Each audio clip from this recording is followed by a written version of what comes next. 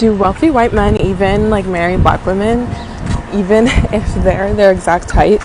My coworker and I have a mutual who is older than us and who is very rich, and his dating history is women who look exactly like me, like exactly like his exes and I. We could be cousins, okay? And I was talking to my coworker about this mutual. I was like, is he ever gonna settle down? Because he's kind of old. Is he gonna settle down? Is he gonna get married? And he was like, yeah, to a white lady. He was like, yeah, that's what they do.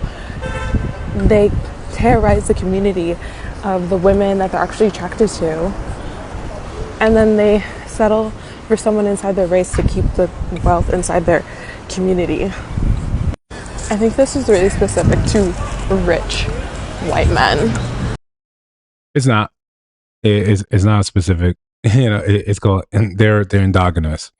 They typically you end up marrying someone that looks like you, especially as the income rises. That number of same race marriages rises to 90%. 90%. This isn't a thing. This is some sort of function. This is simply a thing you can observe. You can watch your own. You can look up the statistics on your own. When you keep believing the content out here that tells you just, you know, get you a white man. He's rich. He's doing better, and he's going to treat you better. No, when like she's saying, you can date and play with whoever you want, but when it comes down to who you're going to marry, most, especially when wealth increases, you end up marrying someone that looks like you. If it's simply to keep the wealth in your same race, and that may be a thing within your family, societal pressure, familial pressure, but the reality is we need to stop believing what you see online. You think this is the gospel, you think this is simply the truth, and it really isn't. Listen, before you continue, like, comment, subscribe, hit the notification bell so you don't miss new uploads. So you just listen to the way she's talking about, right? And it's not to dig on her. It's not to make fun of her or poke fun of her. It's like, yeah, you're looking at this man as a potential for you when you're comparing his dating history to people that look like you. It sounds like this is what you want. You want to be with this white man. You want to be with this rich, white person. But like your friend is saying, and without the negative context of it, that's a very real thing. You see it, and this is us just being real, right? Right. Hold on, let's zoom in so we know it's real. This is a very real thing that happens. This is who you play with. This is who you enjoy your time with. But when it's time to settle down, what do? You do with people that are actually around you socioeconomically. When we as men talk about it all the time, it doesn't really matter what her education is, or what she does, or her level of ambition. I don't think we're telling the real story. I may be interested in you. I maybe see that I can invest in you. But if I'm going to sit here and date someone that is a barista at Starbucks, my part of the entire plan is to take you out of that environment, invest in you, bring you up to where we can be great and actual reflective examples of one another. Why? And this is just you putting your thinking cap on. Why would you want to be with someone that is a poor reflection of you, that cannot raise children, cannot aid you in raising children, because her mindset is completely different? Her love of education is completely different. In reality, where the rubber meets the road, that's not how most people do things. You're probably going to get with the guy you met in college. You're probably going to get with the guy that you work with. You're probably going to get with this person that frequents the same places you frequent because you frequent them. That is someone who you can relate with. That is someone that gets what you're talking about. If we're going to be hyperbolic in some of these examples, let's take the lottery winners. When they make it, when they suddenly go from being poor or lower middle class, now you've got more money than you ever knew what to deal with. What happens in a few years? The money's gone, or you've self-deleted. You've removed yourself from what was stable for you. That socioeconomic group around you is critically important to your well-being. You simply go from here to exemplary. Yeah, those people there don't accept you because you're still not of their ilk. You're not as educated. You don't have the businesses. You don't have the pedigree. You don't get to suddenly hit gold and then you're marrying into the sheik's family. No, it's a very different, it's a rarefied air. It's not the same thing as much as we may pretend like it is. The truth is, most of us are going to marry people that are in the same socioeconomic pattern that you're in. If you want better women, ladies, right?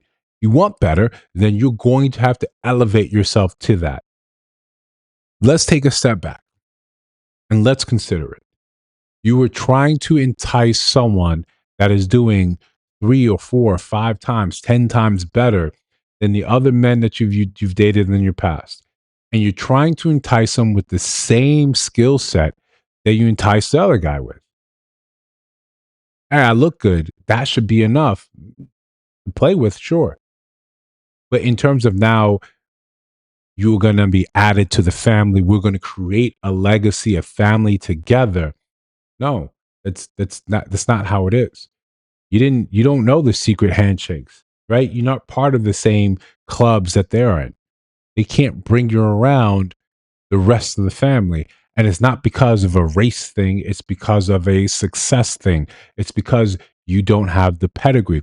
There's a very real ceiling and dome that keeps a lot of us outside of this thought that I can just luck up, I can meet the doctor, and here we go.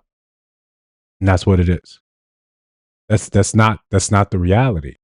I've got a really good friend here, his doctor, and it will, sometimes when the guys go out in a bar, and I'll throw women towards him. Oh, he's a doctor, right? That's an easy line. That's an easy layup. And after the night, the way he sometimes kind of just rolls his eyes, like there's a big disparity, right? Someone that you want to play with, they can look great. They can have all those trappings, but there has to be that commiserate level where no, you get me, you understand what we're talking about. Raising a child together, we're going to give them the best outcome. There was that Married to the Medicine where I forgot her names because I don't watch the show, but the clip came around. I covered it in a live stream where she's trying to tell them, "Oh no, these kids are entitled," and the husband's not backing her. But she's like, "One of us makes this money, right? One of us makes 6 figures. It's her." So it's like when you see this disparity, you see how it starts fraying. You don't get the struggle, what it took to do this. You don't get, or you haven't been the places I've been. It's a different pedigree, and it acts as a shield to prevent people from really coupling up. This is not to say it doesn't happen, right? But it happens on a tune of maybe 10%, 10 to 15%. And again, when you go up in income, yeah, it gets rarefied. You wouldn't bet your entire future and say you have a 10% chance of success. You want better odds. That's what it is. If she's betting that hopefully this guy will see the dopeness in her, no, like her friend said, when he's done playing around, he knows where to go. Right? That person could ready to be picked out. The people that he's actually around, and remember, you're only seeing a slither of this person's life when they go out and date and have fun. You're not seeing who they're actually spend their time with. You don't know until you're sitting there air hustling or you're the fly on the wall and listen to real conversations they're having with people, who he's open up to, who he's actually pouring his time into. If just taking us out and going us out to having a good time is enough to get your attention, shit, that's easy, especially when you have the money. If me flashing a little bit of cash and me picking up the tab when you and your girls are out is enough to make you say, yeah, no, this is someone I want to spend time with. Yeah, when he is who he's actually into, nah, that's when you'll see what looks actually like dating, what looks more like courting, what looks like the full court press. Not this. You know, I'm only saying this so we don't hang our hat on the idea that I'm simply just going to get a white guy. And that's it. It's simple. I'm just simply going to go get a Becky. That's it. It's simple. No, real life, you can look at the numbers, right? I get it's nuances, more details. Humans aren't so simple, but sometimes you look at the outcomes of what's actually happening. In a declining marriage rate, the ones that are getting married, they tend to do this. It's important to look at that rather than hanging your hats on some sort of hope and some sort of dream. But if you disagree, let me know down in the comments below. If you see other videos on your screen, take a look at those. Let me know your thoughts about those in those videos.